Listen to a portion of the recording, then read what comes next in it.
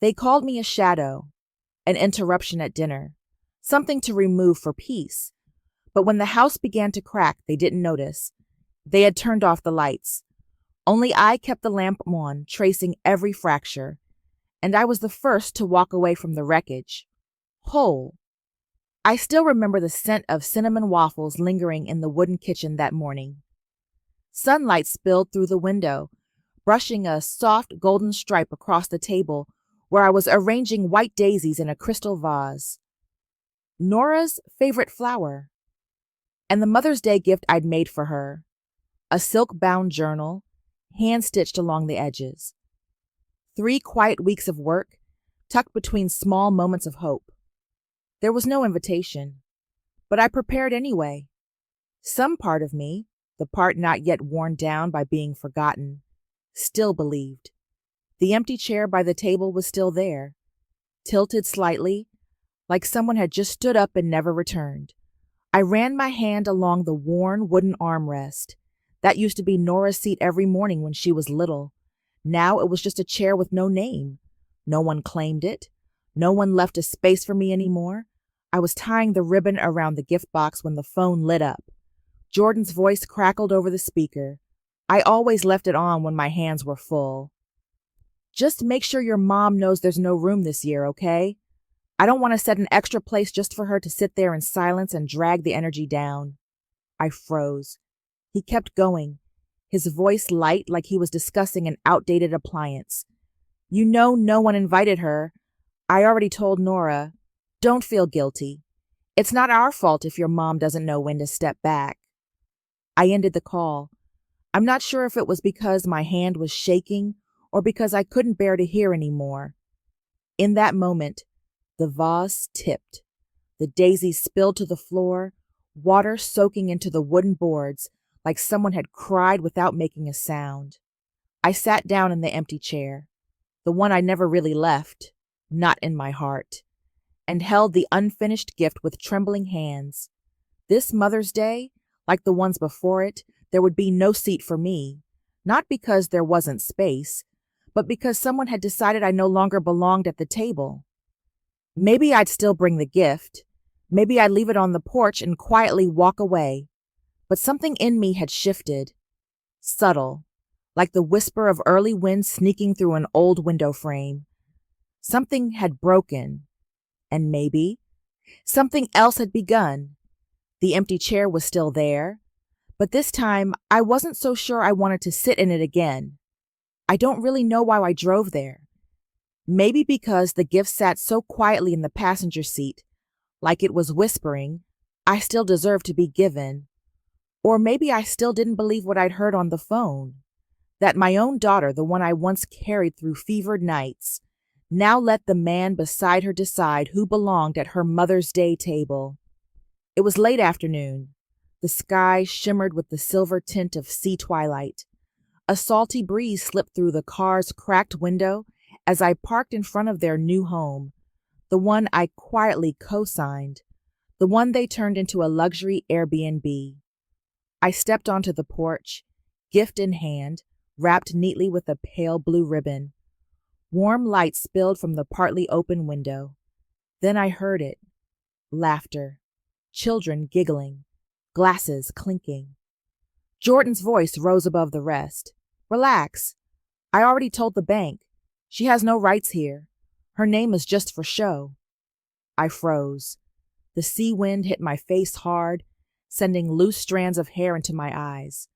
The chill crept under my cardigan, through my skin, but I didn't move. Inside, a soft jazz tune played. Nora said something I couldn't make out. Jordan chuckled. Told you. Don't let her interfere. This house is ours. I turned around, the gift still in my arms, but heavier now, like it knew it wasn't wanted. No one saw me. No one was waiting. I placed the box gently on the porch step. My fingers lingered on the ribbon longer than they should have. The warm light from the window cast a soft glow on it, a quiet contrast to the cold blooming in my chest. That was the first time I truly felt outside my own family, not by distance, but by design. I walked slowly down the wooden steps, The wind picked up, yanked my scarf loose. I didn't try to catch it. On the drive home, I left the cabin light off. Let the night wrap around me. Let the humiliation settle into the silence like dust. Some small part of me still waited. For someone to come running after me. To say there'd been a mistake. But no one came. Only the wind. And that box left behind. A quiet symbol of a role that had been rewritten without me. That's how Mother's Day ended. Me standing on the porch. And them. Feasting in a house built on forgetfulness. Some truths don't need to be said out loud. They appear on paper. Cold, printed, undeniable. Like black ink under fluorescent light in a lawyer's office. I sat in a stiff leather chair. Fingers still cold, even though there was no sea wind today. On the desk, the file envelope waited. Thick. Heavy, in a way that made my chest tighten. I hadn't opened it yet. I just stared. Miss Evelyn, the lawyer began, voice cautious but clear, I think you should take a look at Section 4B. I nodded and peeled the envelope open. Inside, a revised mortgage document, one I'd never seen before. My name, once printed alongside Nora's and Jordan's, was now pushed down to a tiny line. Third-party consent. Not bold, not highlighted. Just a quiet sentence that said everything. All decisions rest with the primary borrowers. That's not my signature, I said, keeping my voice steady. It isn't, he confirmed. And without your consent, this amendment isn't legal. I exhaled, slowly, not because I was shocked, but because the ache had become familiar. The first time they needed a loan for that Airbnb, I co-signed. The second time, for renovations, Jordan called, saying, Mom, just sign it quick for us. I kept thinking, as long as I'm helping, I still belong in that house. Turns out, they only needed my signature, not me. The lawyer handed me a form. You can file a withdrawal of guarantor rights, he said. Under Maine law, if you can show lack of notice and consent, the bank has to freeze all pending changes. I took the pen. My hand didn't shake. Strangely, it felt steady. I wrote my name, full and careful, like it was the first time in years I'd spoken in my own voice. He clipped the copy neatly, slid it into another envelope marked expedited to mortgage division. When I stood, the overhead light cast a pale ring around my silver hair. I caught my reflection in the glass door, a woman with tired eyes, but no longer hollow. Outside, it was already dark. The ocean shimmered in the distance, waves catching light from the street lamps. The breeze was gentle this time, not cold. I reached into my bag and pulled out the scarf, the one the wind had snatched weeks ago, now returned in a brown envelope with no note. I kept it, not for warmth, but because it reminded me, what's lost sometimes comes back. As proof we endured, and didn't fold. I signed, quietly, no yelling, no arguing. For the first time in years, I chose myself first. I never went near that house anymore. But sometimes the wind carried the scent of salt and the distant echoes of things breaking, and I still knew. The Airbnb used to glow every weekend. Now it sat dark. Early guests left kind reviews. Then came the leaks, the broken AC, the draft through the glass doors. And Jordan, the man who thought fresh paint could fix everything, began to lose control. I heard whispers from neighbors, from the grocery store clerk Nora once confided in. They didn't know I was her mother. They only said the house looked fancy, but felt hollow like a gift box with nothing inside. One summer afternoon, I happened to drive past the coastal road. The house stood quiet, shades drawn, as if trying to disappear into itself. I pulled over across the street. Didn't plan to get out, but then I saw it. A crack, hairline thin, stretching from the roof to the base of the white wall. Subtle as a pencil line, but unmistakably real. I don't know if they noticed it, but I did. Nothing built on sand stays whole when the tide rises. Through the glass, Jordan was talking loudly. I saw Nora standing in the corner of the kitchen, arms crossed, clutching a glass of water. She looked gone. Jordan slammed a stack of papers on the counter. Nora flipped through a few, then stepped back like she'd touched a blade. He pointed to the final page, said something with that sharp, certain posture. I didn't need to guess. It was a full property transfer. His name only. A protective measure, as he once called it, to make sure your mom can't cause legal trouble.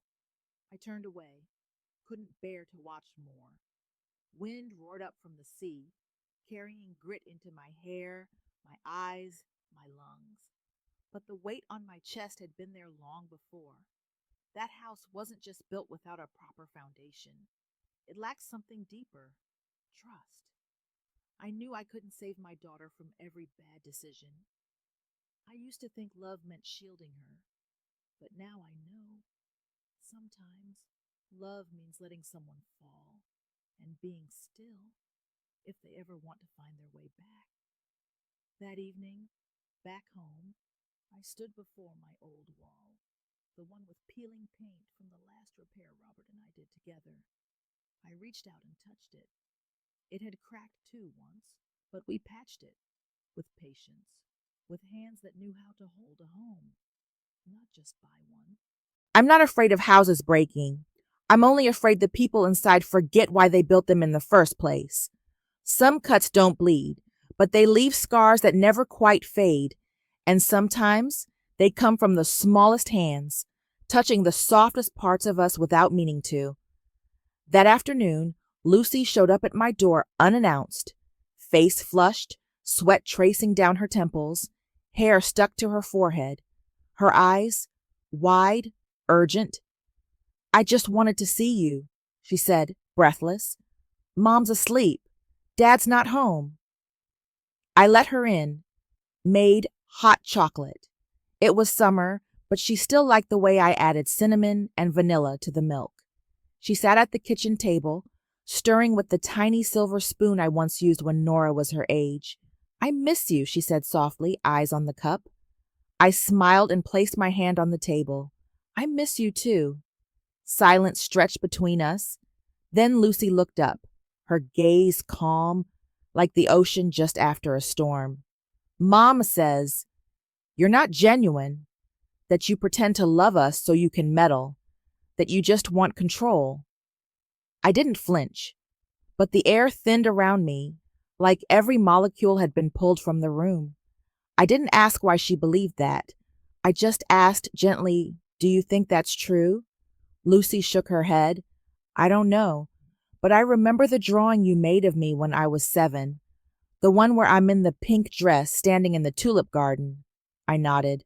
I remember every line. She looked down again. I saw it yesterday, in Mom's room, in the trash. That one sentence, nothing more, nothing less, stopped me cold. I followed Lucy upstairs. The room was full of golden light, filtered through white curtains. Dust danced in the air like floating ash. She pointed. There! I bent down. Among soda cans, cookie wrappers, and torn-up bills, a crumpled sketch. I picked it up.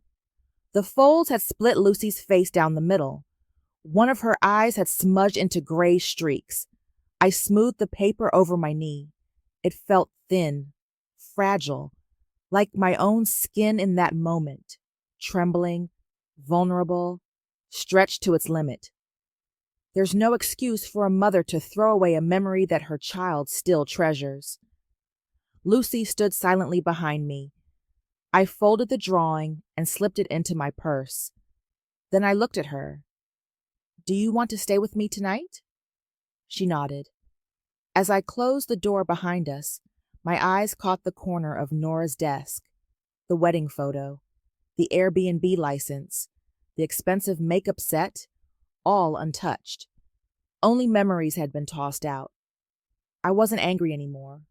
I just saw it, clearly for the first time. My silence had created a space, and someone else had filled it with cruelty disguised as care. I wouldn't be silent anymore. Some actions don't need noise, no speeches, no grand gestures, just a sealed envelope, a line of dry blue ink, and a hand that doesn't shake anymore. I went to the post office early Tuesday morning, earlier than usual. The air was thick with sea salt and the smell of morning pastries from the bakery across the street.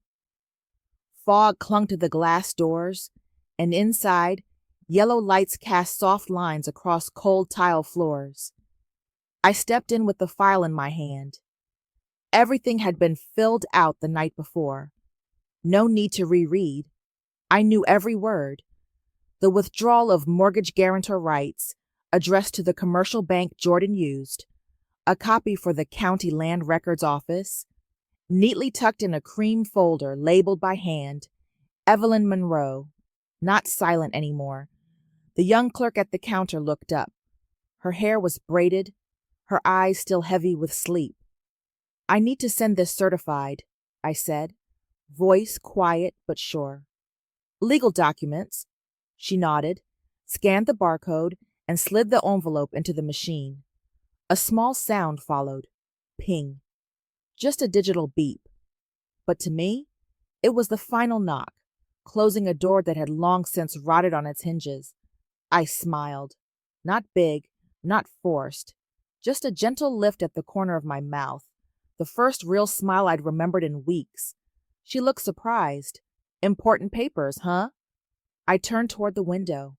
Out past the glass, the ocean moved in steady waves, and sunlight danced through the streaks of condensation. Just a small act of balance, I said, for a house built on the wrong foundation. She didn't ask more. She didn't need to. I didn't need anyone else to understand. Only me. When I stepped outside, the wind carried salt and the cry of distant gulls. I looked up. The sky felt bluer than yesterday, lighter, somehow. I crossed the quiet street to the cafe, ordered mint tea, sat on the porch.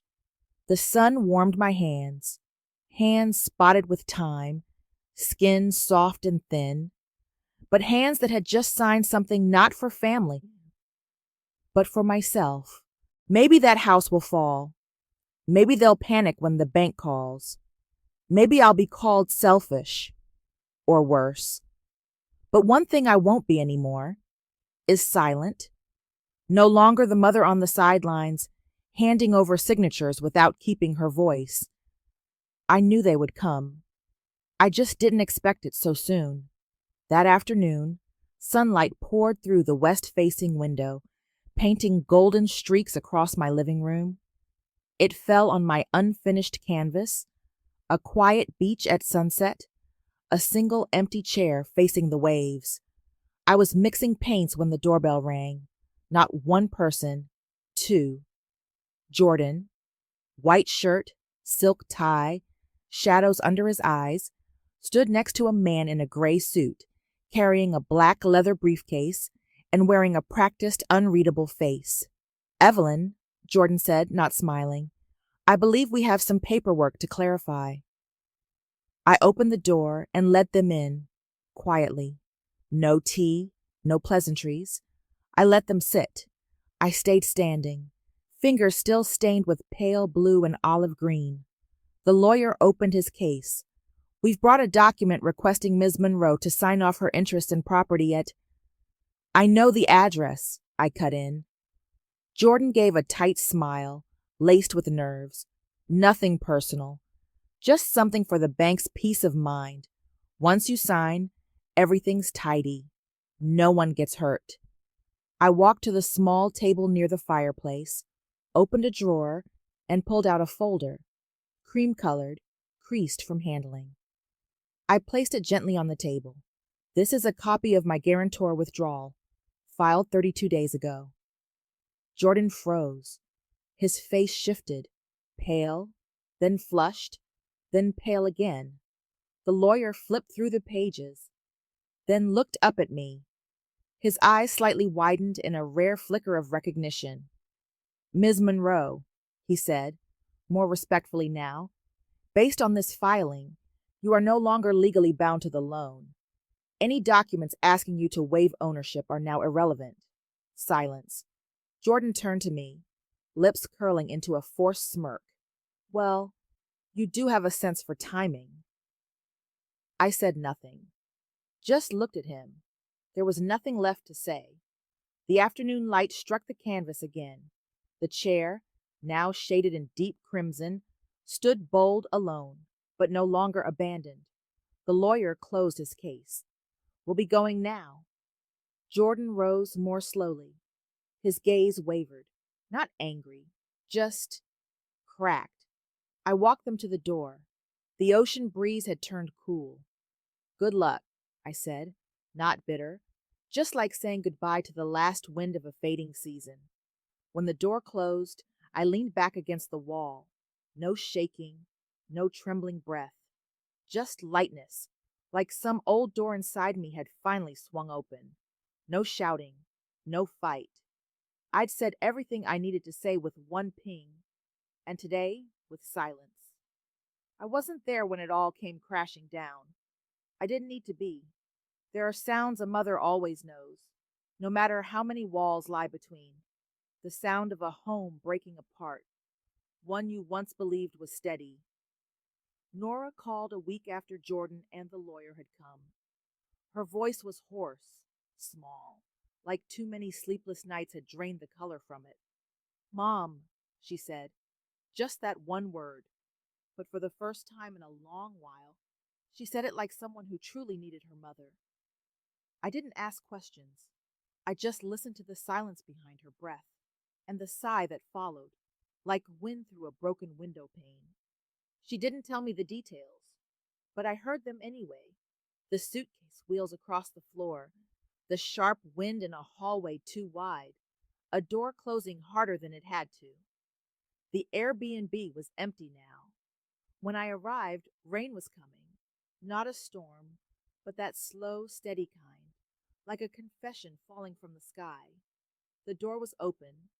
Nora sat on the living room floor, surrounded by cardboard boxes and canvas totes. Her eyes were puffy, hair tied back in a rush. In her hands, a worn journal with a peeling sunflower cover. I recognized it instantly. Her teenage diary, one I bought during a teaching trip, the kind with a little note from me on the first page. "You are the only light I never needed to paint. You are the masterpiece I never regret." She didn't look at me, just opened to that exact page, like someone flipping to forgotten evidence. "I used to think you loved painting more than me," she whispered. "Every time you locked yourself in your studio, I felt left out." I sat beside her.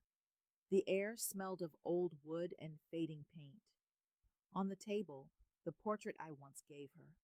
Little Nora playing in a garden, now lay crooked, dust-covered, the frame chipped in the corner. "I believed Jordan when he said you were controlling," she said, fingertip tracing the crack in the frame. "But now, I don't know what I believe anymore." I didn't rush in with answers. I let the silence hold us, let my heart beat slow with hers. "I turned down an art scholarship to raise you," I said, my voice soft, like rain sliding over a tin roof. "I've never regretted that, but I do regret letting silence speak for me."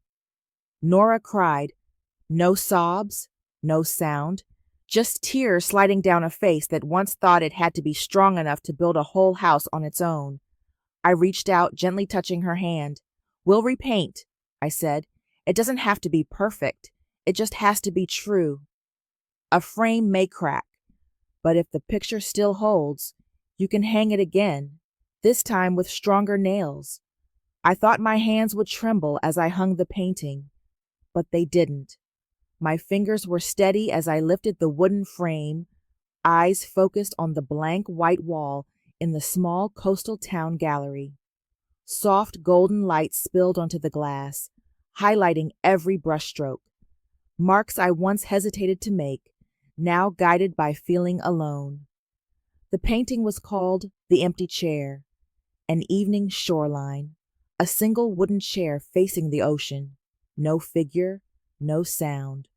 But the light behind the chair burned warm, bright as fire, a quiet suggestion that someone had once been there, and maybe might come back.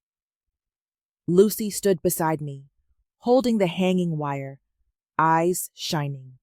"Let me tie it," she said, delicate, as if handling a memory that could break at any moment. I nodded and stepped back.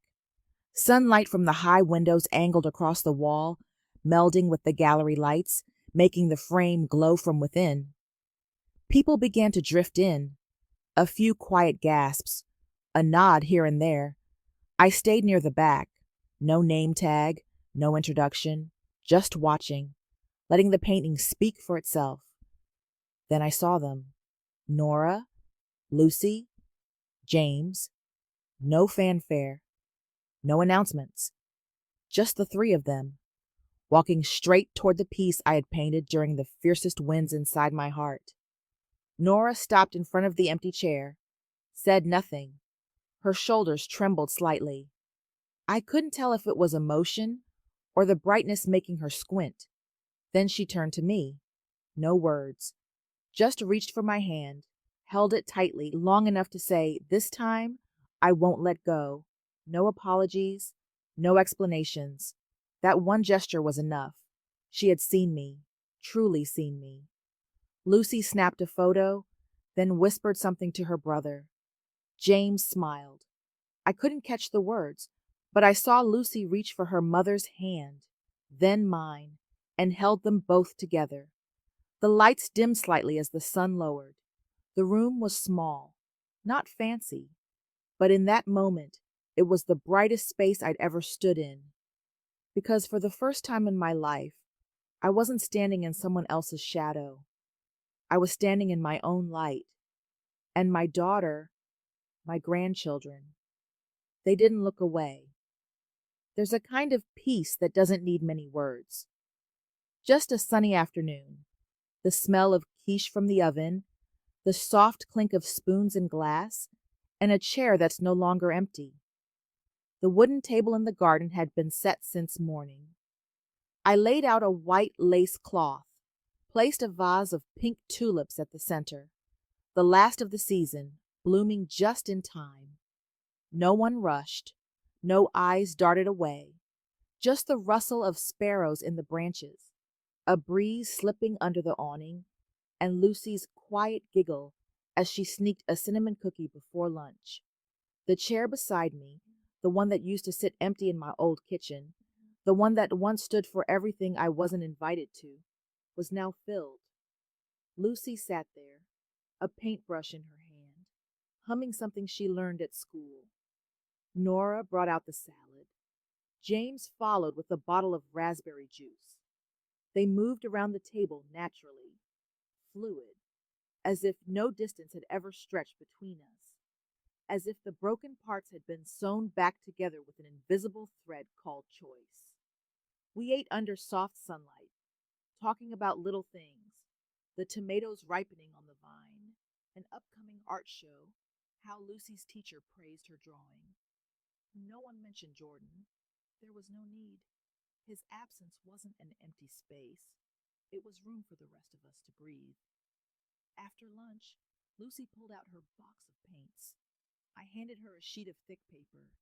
She sat again in that old chair, now cushioned with pale floral fabric and a hand-embroidered cloth I'd made just last week. She began her first strokes. "Grandma," she asked, looking up, "what will your next painting be?" I glanced up through the canopy overhead. Light filtered down through the leaves, settling on Lucy's hair, on my hands, on the table where a few crumbs still sparkled in the sun. I smiled. "It'll be a scene," I said slowly, "where I no longer leave a seat for someone who never wanted to sit."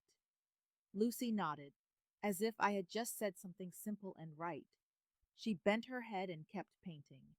I looked over. The chair beside me wasn't empty this time. It was filled by someone who truly wanted to be there, someone who truly saw me. Maybe I'd waited too long for that. But today, the sun was warm, the table was full, the chair was not empty. and neither was my heart. Personal lesson: the quiet shift within. I used to think losing your place in someone's life was the same as losing yourself. But it isn't. Somewhere along the way, between the silence, the signed forms, and the still mornings, I realized I hadn't disappeared. I had simply been waiting for the space to become mine again, not as someone's mother or someone's support, but as a woman with hands that create, a voice that still matters, and a seat that no longer has to be earned through sacrifice. Peace didn't come with grand gestures or apologies. It came when I stopped asking to be seen and simply stood where the light was. Etar reflection. For anyone who's been erased, we all leave parts of ourselves in the homes we build, in the meals we cook, the photos we frame, the favors we say yes to. But what happens when we're written out of the very story we helped write? What do we do when love becomes conditional and silence is mistaken for consent? Maybe the real act of courage is not in staying for the sake of harmony, but in walking away quietly until someone remembers the sound of your footsteps. So ask yourself, where in your life have you left a chair waiting for someone who never intended to sit? And is it time to fill it with someone who truly sees you? Thank you to those who stayed with me through the storm. If this story found its way to you, thank you for sitting with it and with me. Thank you for holding space for those who've been left out of the photo, the dinner table, the will, the conversation. If you've ever stood on a porch with a gift that no one opened, or signed your name quietly to reclaim your voice, I see you. And if you feel moved, share this with someone who once felt invisible. Maybe this time they'll take their seat, and maybe it won't be empty anymore.